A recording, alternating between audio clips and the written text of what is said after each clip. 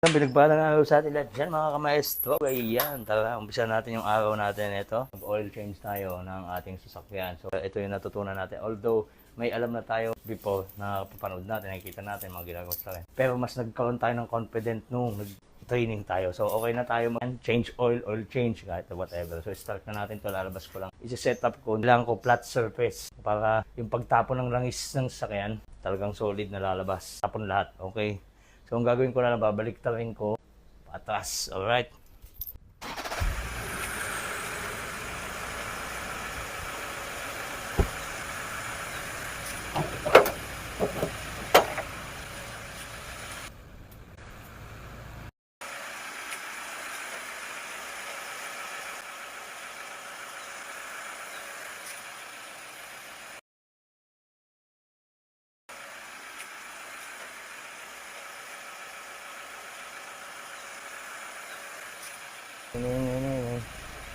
Tingnan natin ngayon. Puwersa. Boom! Goods. Handbrakes. Check natin yung didikitan dito. Okay, malayo pa. Goods na goods.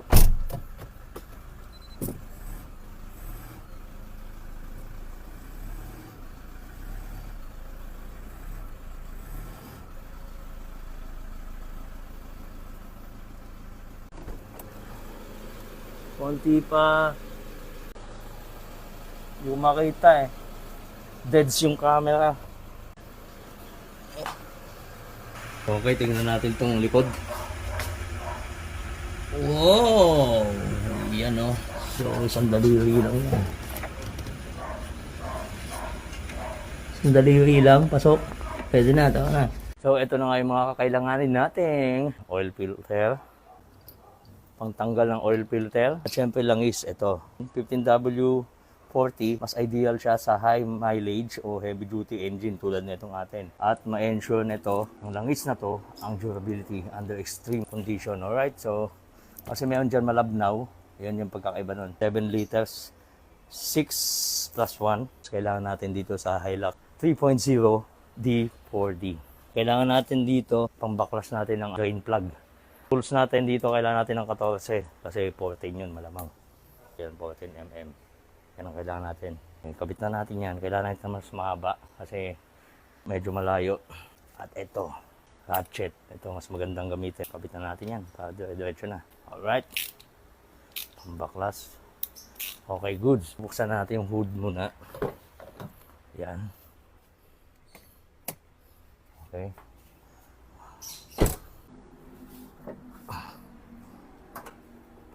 Dito tayo magre-refill mamaya. Mas maganda, openan natin to para mas mabilis tumapan yung langis. Okay, open lang ng ganyan. Ayos na yan. Punta na tayo sa ilalim ngayon. At syempre kailangan din natin dyan ng timba. Yan. Ang gamit natin. Right.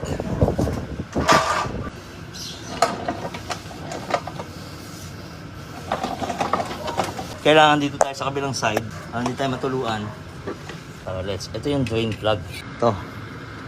Yan. Pamayin na natin yan.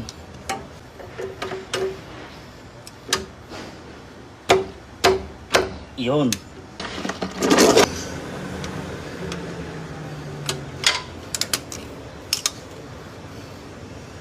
Yun, maluwag na. Delikado.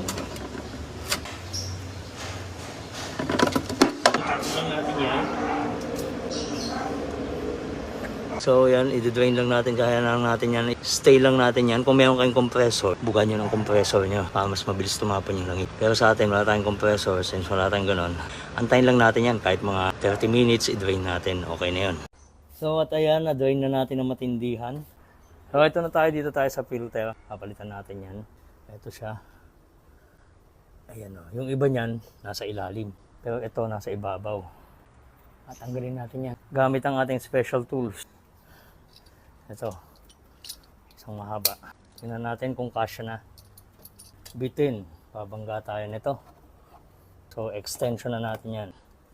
Para, yan, sabi natin, kailangan natin mga tools. No? Pag niliwagan natin yan, yan, sa paghigpit, ang gagamitin na lang natin, kahit kamay lang yan eh. Ayun. Oh, okay, umabot na. Umabot na siya. Ayan, kunin natin yung force. Force, pwersa. Pakapitin natin. Yun, kumapit na. Mahigpit yung pagkakabit nung dating gumawa na ito.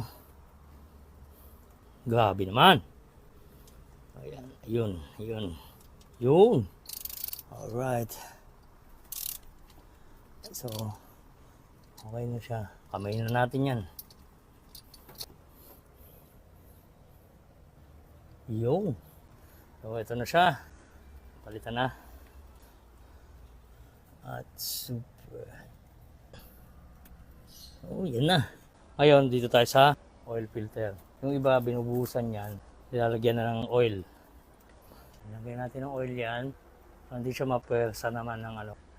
May ano pa rin. Smooth yung kabit natin. Tapos, kabit filter.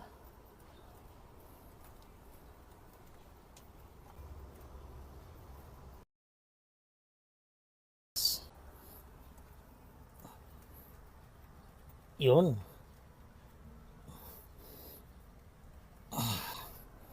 Tamang higpit lang.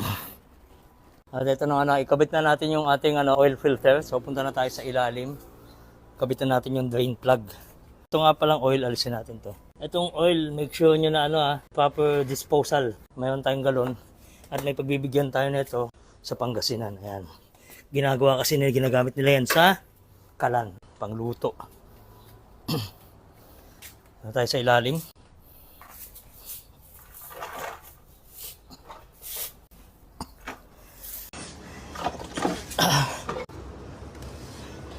Yun. Drain plug natin. Ayan o. Okay. There you go. Eto na, humaba na. Yun. Opo, higpitan na natin to. Yung tamang lang, pang asenso lang. Kailangan, tamang higpit lang. Goods na yan. Okay. Yan. Okay, so tapos tayo dito. Nasil na natin yan. Tapos tayo.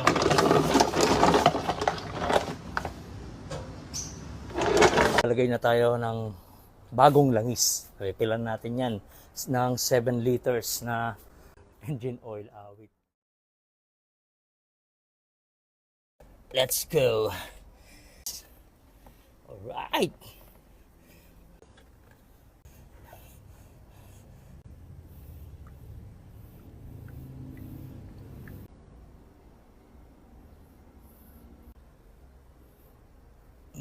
Okay. Alright. So next, paalala nga po pala, hindi po natin ubusin ng 1 litrong langis dito. Susundin natin yung guide ayon dun sa ating dipstick. At kasi pag nasobra natin to, maaaring umusok ng ating sasakyan. Okay? So okay, na-fill na natin. So ito nga, tapos na tayo sa ating pag-change oil. So check na natin yung ating dipstick kung tama yung ating level. Salamat din sa ating guidance sa aking sir. Ayan, shoutout po yung kay sir na yan. Ayan, dapat sakto dan. Ayan, sakto na. Pangalawang dot, full. Dito daw sa gitna, okay lang yan. Di pa yan pinakamasamang level kasi nag-ano din yan, evaporate. So yan, sakto yung natin. Langis. Okay, start na natin to.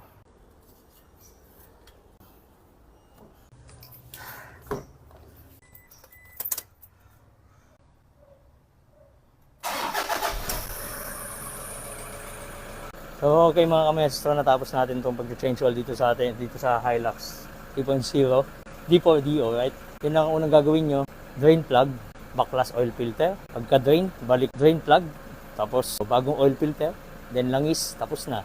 Check yung dipstick, kung tama sa level, okay na yan. Let's na natin to. Alright, so hanggang sa muli, paalam. Ayan.